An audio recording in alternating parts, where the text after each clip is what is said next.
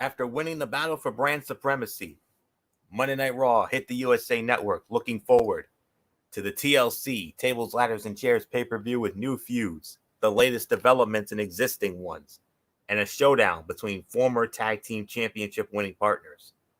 What went down in the fallout of the annual Fall Classic, and how will it affect the brand in the weeks to come? Find out with this edition of Ridiculously Raw. Hello, friends, and happy Thanksgiving week as we welcome you to the first of our Thanksgiving week programs this week. Very busy week for all of us here. It's going to be a feast unlike anything else, and I'm going to kick it off right here tonight with the fallout from last night's Survivor Series on Monday Night Raw. And of course, if you missed it last night, Monday Night Raw won the Survivor Series. They defeated Friday Night SmackDown by a score of 4-3, although they technically won the series, but even before the main event. But still, Monday Night Raw won, and no time to celebrate. We got right back to business here, and we started it off with an in-ring segment. Adam Pearce with all 5 members of Team Raw, which pulled off the clean sweep last night. You had Riddle, you had Keith Lee, you had AJ Styles, you had Sheamus, you had Braun Strowman. And Adam Pearce says, well, after what happened last night, I think you all deserve to be rewarded for that. So I'm going to give all 5 of you a chance to state your case as to why you should be the next challenger for Drew McIntyre and the WWE Championship. Each man had their piece, and then all of a sudden, Braun Strowman was the last to go. But Adam Pearce said, last but not least, Braun Strowman. And Braun Strowman took some major offense to that. And so much so, he not only put his hands on him, but he headbutted him. He headbutted Adam Pearce so hard that Adam Pearce, as you saw him coming out of the trainer's room, had a gigantic bruise on his head. Before I get into my analysis of course, this was not really the best of segments, but I mean, I know for a fact that good old MF Michael Fletcher knows Adam Pearce better than myself, Didi, and Bullet combined. MF, I gotta ask, when was the last time you saw Adam Pearce take a beating like what he saw with Strowman tonight? Wow, man, it's been a long time, but my goodness, Braun, you got a lot of explaining to do. That was not cool, bro. It's one thing to do that to anybody, but you did that to an authority figure. That trouble. That's all I'm just gonna say. Trouble. Yeah, big trouble. And when he came out of the trainer's room, he said if it was up to him, Braun Strowman would be fired and we would never see him again. But all in all, this was not particularly great. Strowman snapping and assaulting Adam Pearce felt really out of place, considering he could have made like any of his teammates and jumped into the bickering anytime he damn so pleased. Under those circumstances, being pissed off that you were chosen to go last seems silly and irrational. Everything that preceded it was almost painful to watch, particularly Matt Riddle's contributions. Bad writing and worse delivery only further drags a segment deeper into the depths of the creative abyss. This was proof positive. Not a good way to start the show. But after discussions with other superstars, such as the United States Heavyweight Champion Bobby Lashley, the now former champion Randy Orton, Adam Pearce announced 3 singles matches. And the winners of those 3 singles matches will compete next Monday night on Raw in a triple threat match. And the winner of that triple threat match will be the next challenger for Drew McIntyre and the WWE Championship. And those matches are as follows. Riddle versus Sheamus. Keith Lee versus the United States Heavyweight Champion Bobby Lashley. And in a return match from WrestleMania 35, Randy Orton versus AJ Styles. We'll definitely get into those. But first, speaking of return matches, a return match from last Monday night. Raw Tag Team Championship on the line. Champions, The New Day, Kofi Kingston and Xavier Woods defending against Cedric Alexander and Shelton Benjamin of the Hurt Business. When all was said and done, the winners of the match, bear with me as I get the time, but nonetheless, regardless of the time of the fall, the winners of the match and still your Raw Tag Team Champions, The New Day, they get it done. Time of the fall. Now, keep in mind, there was a double count out. There was a double. They did a count out spot here. They restarted the match. MVP goaded them into restarting the bout. But total time of 21 minutes and 40 seconds.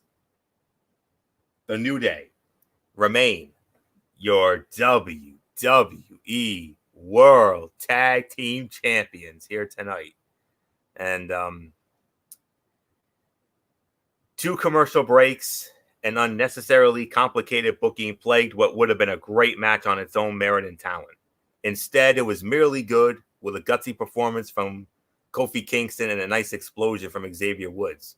The major issue with the entire ordeal was how bad it made the Hurt Business look. They couldn't win last week.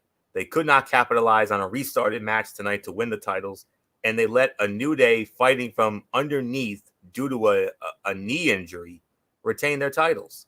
There is no logical reason why they should be granted a rematch of any kind moving forward.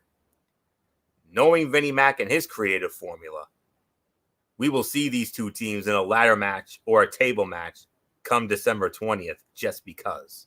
So that's really all I'm going to say on this.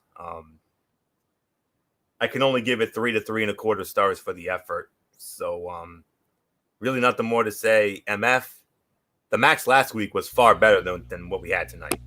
Yeah, you could say that. I definitely can agree with that. This is about a 3-star match. It was solid for what it was worth, but it just never really materialized to something really special. It was a nice win. Good victory for the New Day, successfully defending the titles, and a nice bounce back for them after what was a really good performance last night at the Survivor Series. Even though they came up a little short against Street Profits, but this was a nice bounce back victory for them. Really nothing more to add. And Michael Bullock, I give it to you. I give it 3 stars. Yeah, 3 to 3.25 stars. I mean, yeah, like you said, the match last week was far better than what we had this week. But yeah, I mean, yeah, the New Day needed a bounce back after losing to the Street Profits at Survivor Series last night. So yeah, nothing more to add here. So Dee Woodson, I give it to you. Yeah, I can agree with the rating. It's about 3.25 stars. So I'm not going to add too much to it. So it's yours for you. All right, and we move on to what it ended up being. Now I just want to look over a couple things here. All right. All right, we're gonna move on to the first of our 3 qualifying matches. It was Sheamus versus Riddle. Winner of the match in 20 minutes and 45 seconds. Riddle moves on. He defeats Sheamus. MF, where did this come from? Whoa. Yeah, this came out of nowhere, man. You could easily call this fight of the night. This was an amazing match. Both men really left it on the line. It was a good story to tell. And you know what? I got to say it. This is the signature win for Riddle. A signature win that gives him an opportunity at a shot to fight for the WWE title. He has to win the triple threat next week in order to go after McIntyre. But this one was absolutely an amazing fight, a brilliant match. 4 to 4.25 stars for me. Fight of the night. Michael Bullock, it is yours. Yeah, this was a little bit of a surprise for me. Yeah, I mean, I don't think any of us saw this coming because going into this match, I mean, I was thinking this was going to be nothing, nothing, nothing really good. But yeah, kudos to both men. I mean, Riddle's been known to be part of good matches, and he helped put over Sheamus here. So yeah, Riddle now moves on and has a chance to become. The number one contender. So yeah, there's really nothing more to say. So there's really, I think it's Dee Dee Woodson's turn. Well, I see in the chat said that I have to sit out this one. Was Yes, picking there up you Gabby go. and missed the match. So it So it goes automatically to- goes back to Florio. All right. So no problem, Didi, no problem. So oh yeah. Before I get into my formal analysis, I'm right there with Bullock. Going into this match, I honestly had the feel that this was going to be about a 2 to 2.5 star match at best. I never in my wildest dreams thought I was going to call this match the fight of the night, and a match that ended up being a 4 to 4.25 star match, like MF said. MF nailed the rating perfectly. This was a kick-ass wrestling match, super physical throughout, that probably could have lost 5 or so minutes and still been excellent. This is the first time we have seen Sheamus and Riddle have the opportunity to have that type of match, and they did not disappoint. With a ton of television time to work with and the opportunity to beat the unholy hell out of each other, they produced a physical war that put over just how important advancing to next week's triple threat match really was. High stakes, high energy, and huge effort make this an easy thumbs up for fight of the night. No question about it. So that was easily fight of the night. 4 to 4.25 stars. No ifs, ands, or buts about that. Firefly Funhouse segment, and they introduced a new character called the Friendship Frog. He had a monocle and everything else, and a bow tie. Pretty cool, but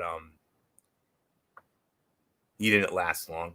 So the dark humor and over-the-top nature of the Firefly Funhouse segments are so refreshing that no matter how weird, twisted, or disturbing they may be, they are a welcome addition to the WWE product.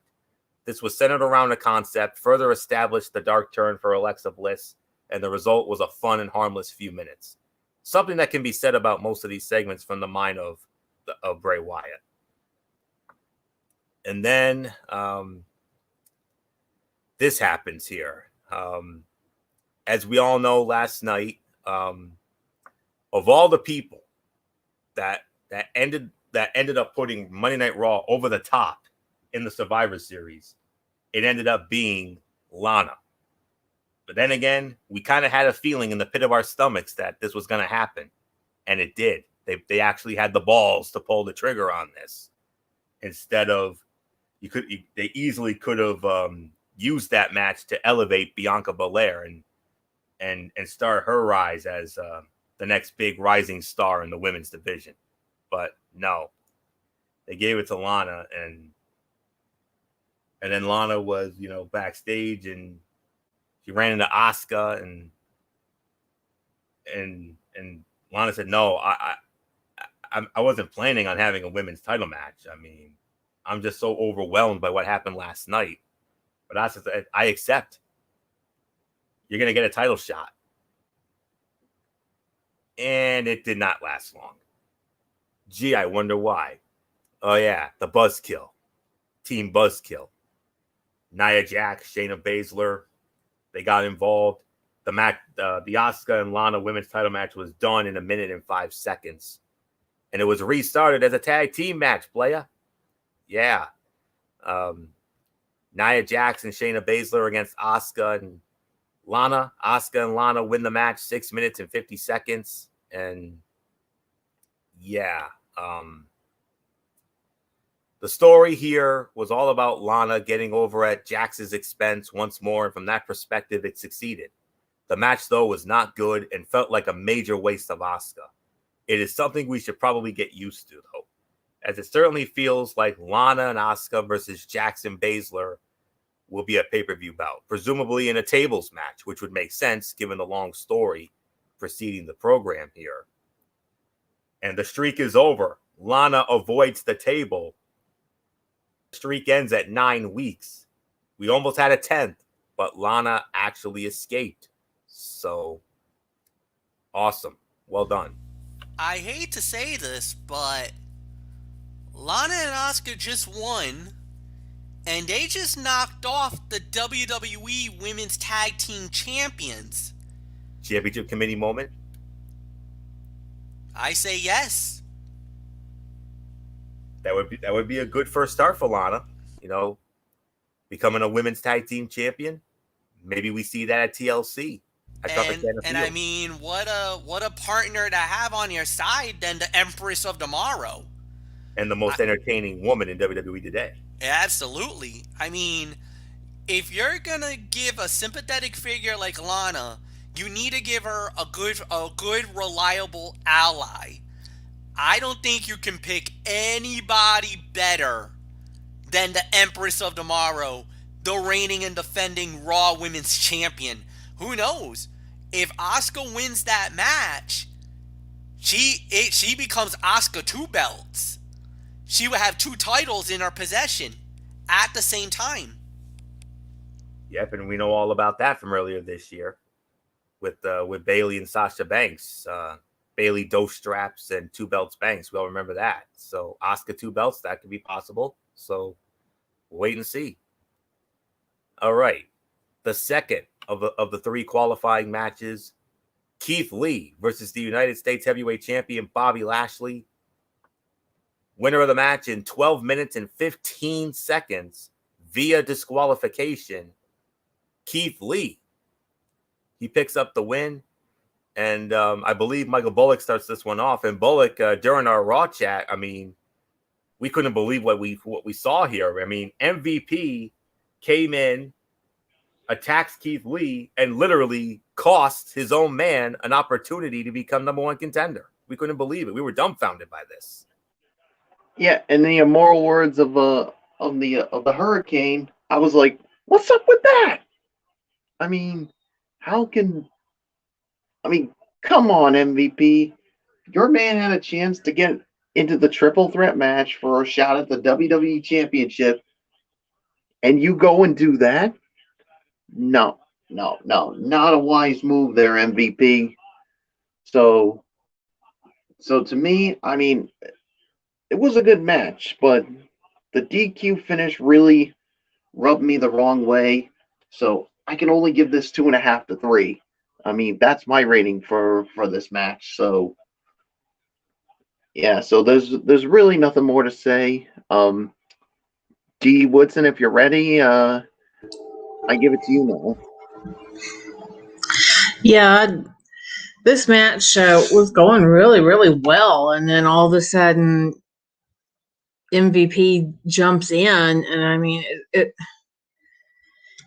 it made Lashley look petty. I mean, we went from Lana costing him matches to now MVP, who gave him all this pep talk of, "I'm going to help you be a champion," and everything. You know, yeah, he's a champion, all right, but still, you just cost him a chance to go for the big one, and that's not right. They don't need to be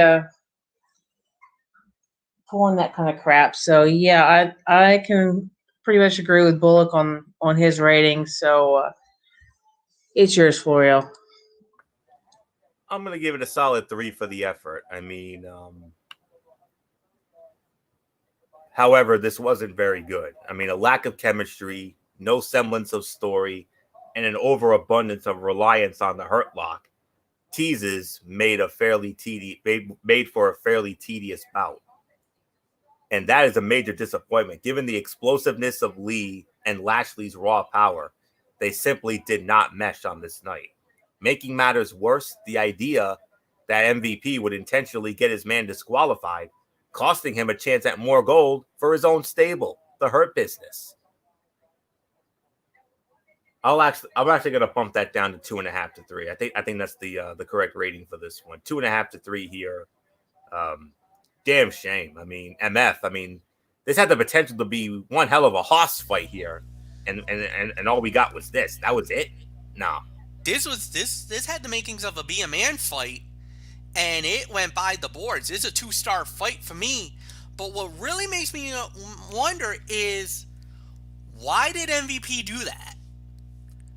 Why would you cost one of your own guys the opportunity at possibly fighting for the WWE title?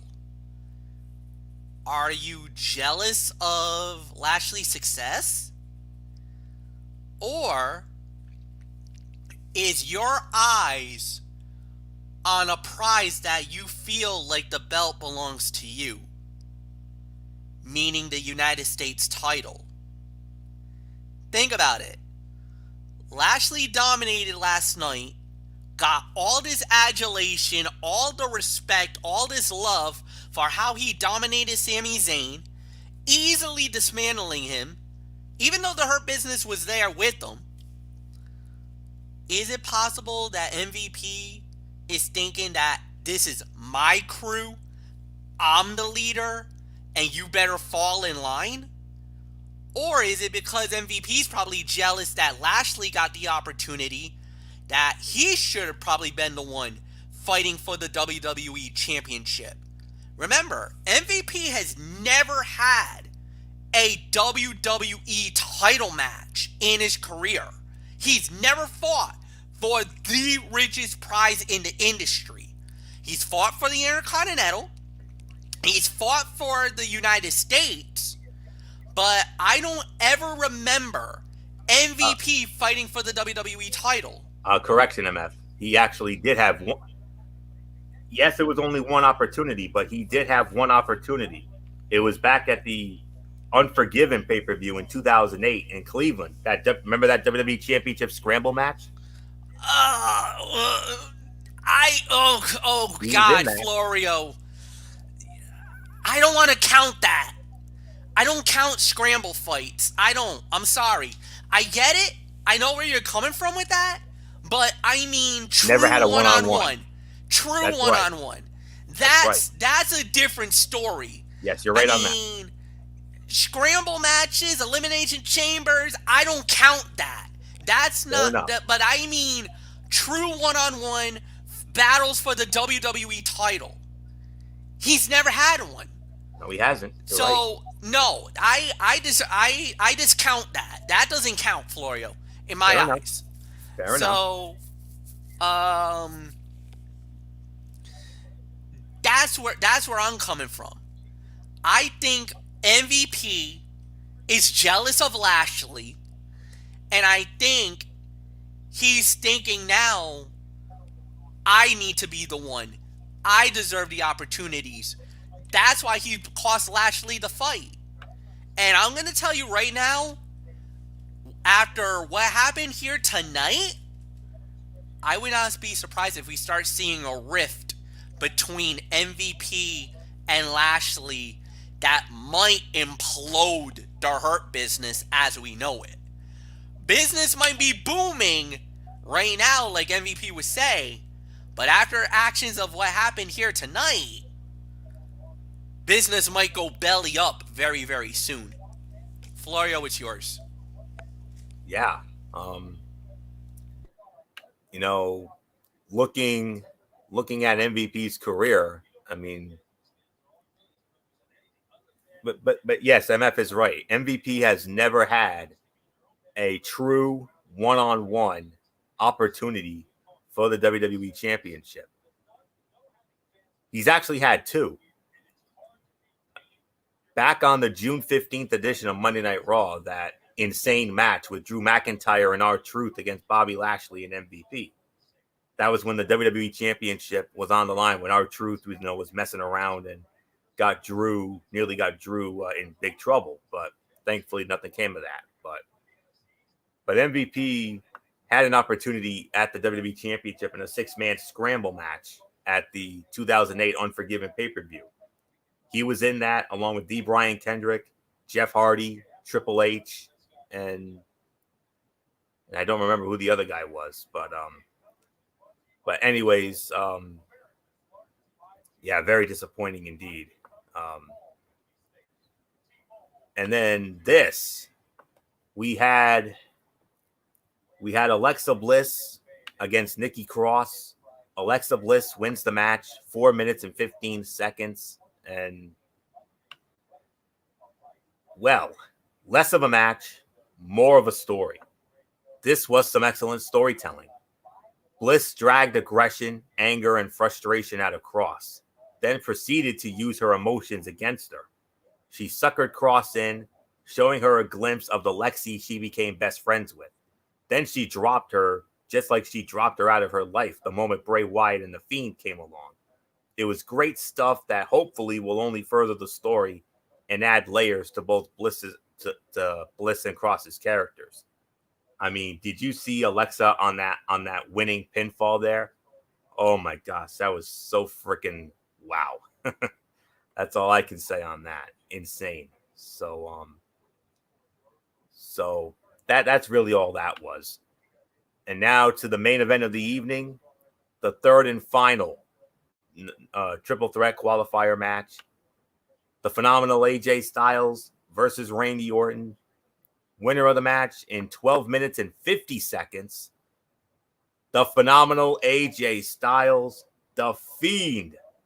The Fiend rears his ugly head and he cost Randy Orton the match. Didi Woodson. So that happened. Yeah, that happened.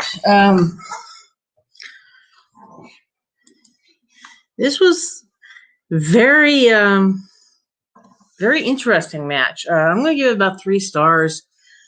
We kind of got a hint of, that something was going to happen back in the fun house, because we did get to see, the little fire thing again and all that stuff that Bray remembers from Orton. So I guess you could say that was the teaser, but I don't think anybody really expected to see the Fiend pop out. But I can tell you, we were all rolling on the floor laughing, just seeing Orton jump halfway across the ring when the Fiend popped up over his shoulder. Seeing Orton that scared, I mean, you never see that from him, and it just was hilarious to see that he was, actually showing an emotion that you don't usually see out of Randy Orton. But I'm not, I am a little surprised that, AJ won, but at the same time, I'm not, because of the Fiend getting involved. And I'm not super upset about this one compared to MVP, because they're building up for that storyline between the Fiend and Orton, which will probably happen at this next pay-per-view. So not much more I'm going to add. Like I said, I'm going to give it about 3 stars. So it's yours, Florio.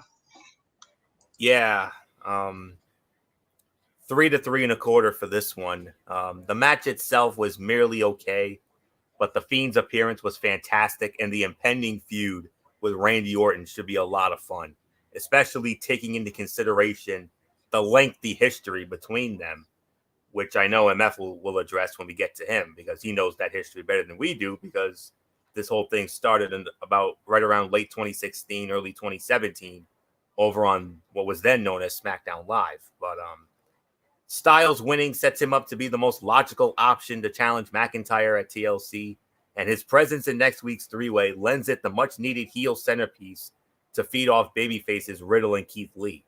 At the very least, the match should be damn fun and a quality main event to the show to boot. So for me, this was 3 to 3.25 stars. It was the second best fight of the night. So MF, here we go again. It looks like we're gonna get Randy Orton and the Fiend Bray Wyatt picking up right where they left off on your show SmackDown a number of years ago. Yeah, as you remember, this was one of the headlining fights of WrestleMania as well. At the Citrus Bowl. We all know the storyline. We know the epicness. Yes, Didi alluded to it with the night that Randy Orton burned down the hut. That iconic pose, the legendary Orton pose over the burnt charred of the hut that carried the ashes and the spirit of Sister Abigail. And yeah, they brought it back. They brought it up about it. And Randy Orton is cold. He's calculated. He is maneuverable and slithers like a snake. Well, there's one thing that Orton never... I don't think Orton has ever felt a more supernatural power like a Fiend. And let me tell you, I've never seen Orton like that ever in my career. I think there's only one other person that has ever spooked Randy Orton like that, and that was The Undertaker. Taker was the only other person who's ever spooked Randy Orton, and this time the Fiend did it, and whoa, like you said, when I saw Orton go like that, I knew instantly, oh no, AJ, you got this. AJ capitalized on Orton's moment of fright, and sure enough, Orton goes down, AJ wins, and my goodness, AJ now has to fight Riddle and Keith Lee next week.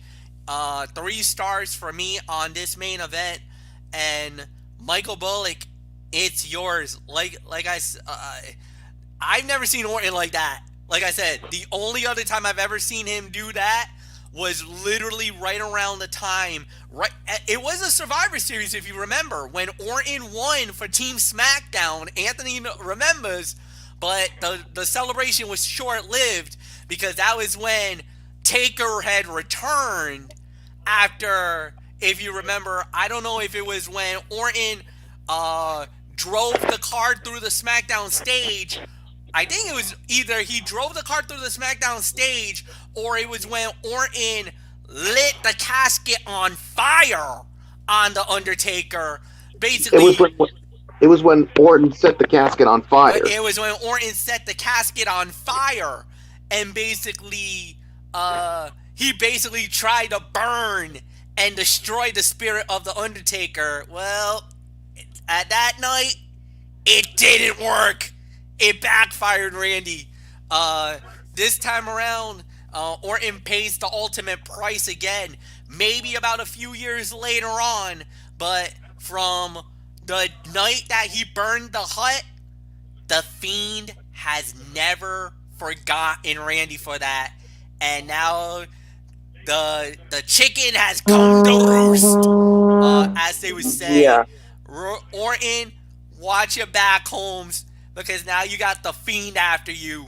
Not a good thing for him. So now it's yours, Bullock. Yeah, and another thing we learned, Fletch, as the late Gorilla Monsoon would say, don't start something that you can't finish.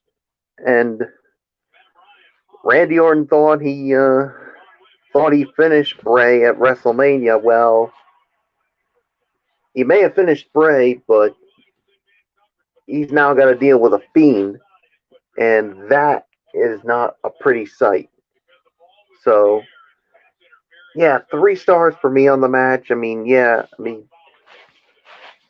you got AJ moving on, and he will battle Keith Lee and Matt Riddle to see who will face Drew McIntyre for the WWE Championship. So, yeah, there's really nothing more for me to say. Florio, it is yours. Yeah. So,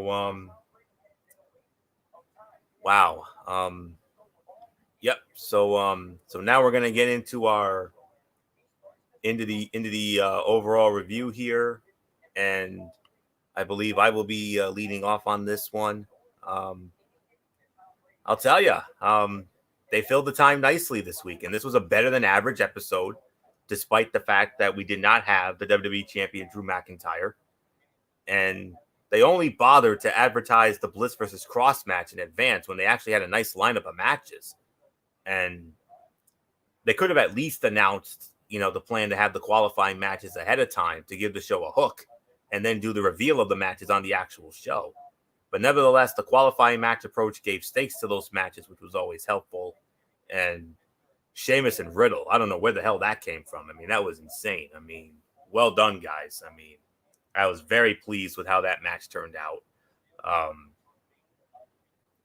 That was the fight of the night. I mean, all three qualifying matches were good, but far and away, the Sheamus and Riddle one, that's the one that did it. Orton and AJ was solid, not overly great. Lee and Lashley, that could have been something really fun, but unfortunately, they messed that up.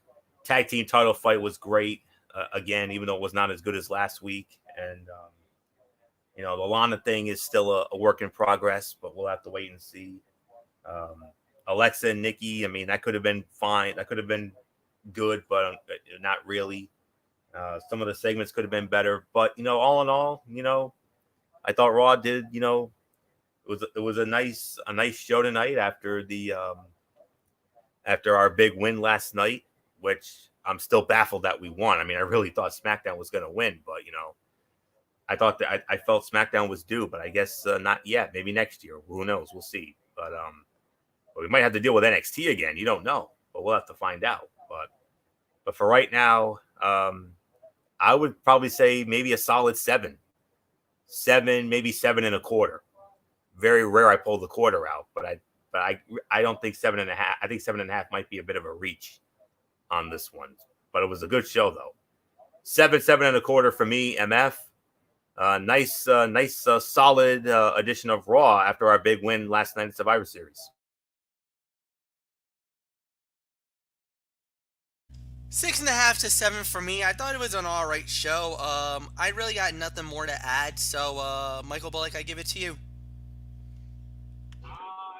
I'm gonna give it an even 7.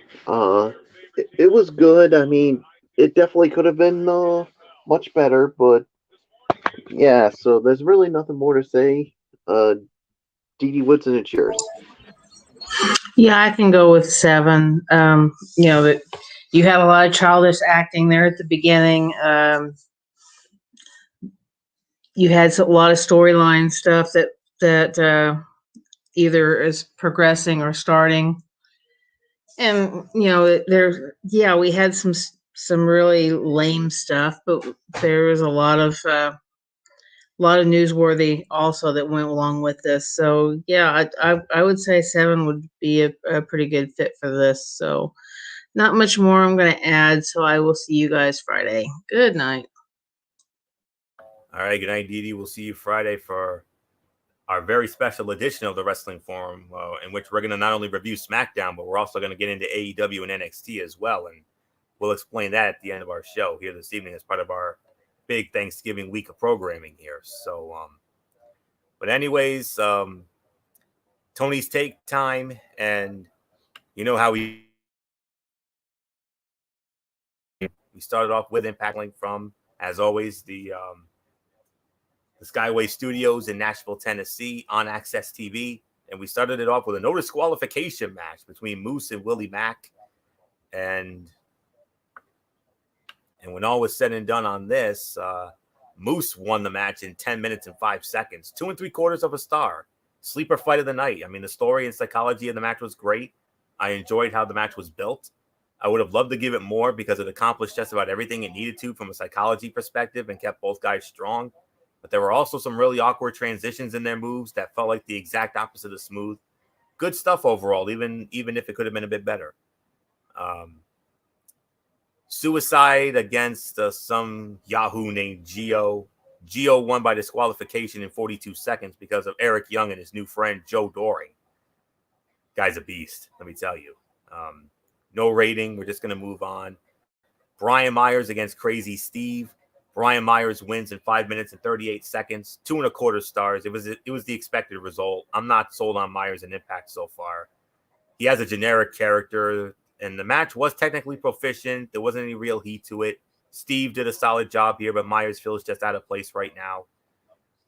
The first match of the Knockouts Tag Team Championship Tournament, as you know, they brought back the Knockouts Championship. The final match is going to take place at the Hard to Kill event in January. So big stakes here. It was Tennille Dashwood and Alicia Edwards randomly thrown together. They went up against the more established team of Jessica Havoc and Nevaeh. And what do you expect? The more established team wins here. Jessica Havoc and Nevaeh, they advanced to the next round.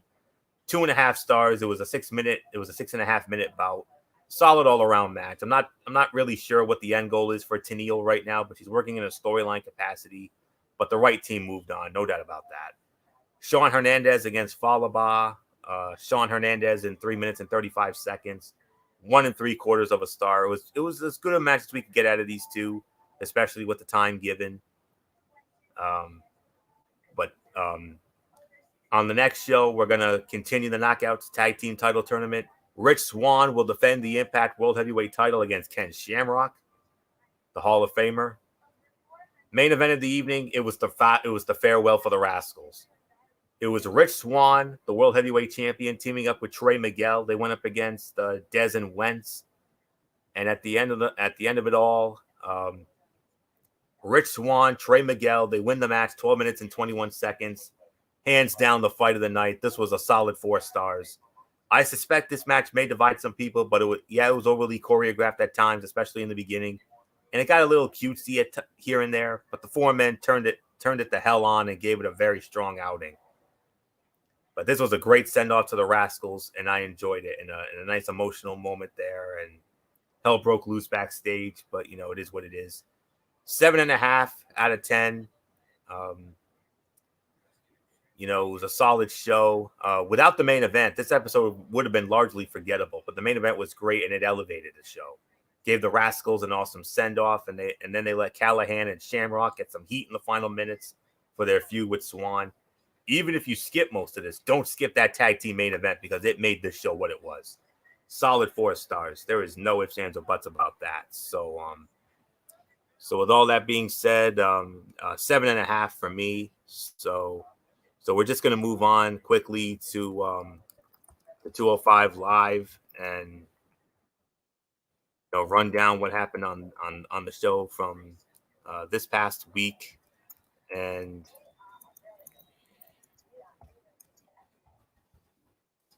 let's hold on one second here.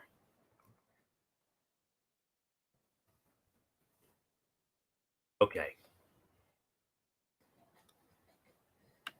We had the Bollywood Boys, the Singh brothers. They went up against Everrise. Oh my God, yeah, that's a fun match right there.